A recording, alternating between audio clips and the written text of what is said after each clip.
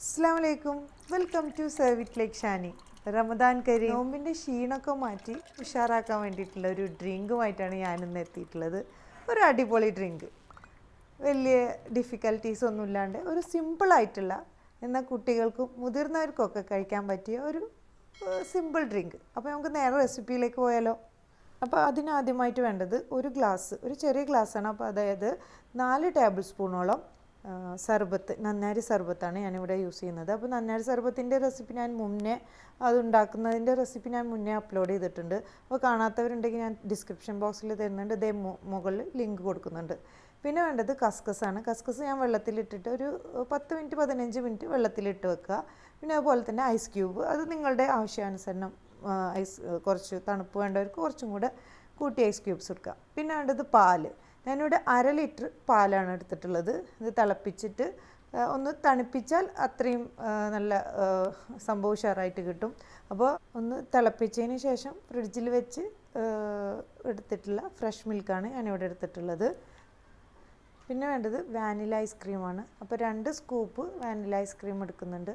2 glass കണക്കിനാണ് നമ്മൾ സർബത്ത് ഉണ്ടാക്കാൻ പോകുന്നത്. അപ്പോൾ 2 ഗ്ലാസ്സിന് 2 സ്കൂപ്പാണ് വാനില ഐസ്ക്രീം വേണ്ടത്. അങ്ങനെ നമ്മുടെ മിക്സിയുടെ ജാറിലേക്ക് നമ്മൾ വീട്ടിലുണ്ടാക്കിയ നന്നാരി സർബത്ത് ആഡ് ചെയ്ത് കൊടുക്കുക.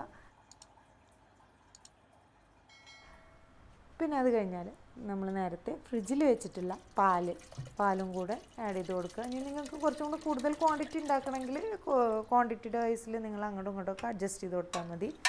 പിന്നെ ഐസ് ക്യൂബ്സ് ഇട്ട് കൊടുക്കുക. പിന്നെ അതിനോട് കൂടെ തന്നെ നമ്മൾ ഐസ്ക്രീമിൻ്റെ സ്കൂപ്പ് 2 സ്കൂപ്പാണ് ഇവിടെ ഞാൻ ആഡ് ചെയ്യുന്നത്. അപ്പോൾ ഒരു പ്രത്യേക രുചി തന്നെ കിട്ടും നമുക്ക്, ആ വാനിലയുടെ ഫ്ലേവറും കൂടി. എന്നിട്ട് നന്നായിട്ട് എല്ലാം കൂടെ ഒന്ന് ഗ്രൈൻഡ് ചെയ്തെടുക്കുക.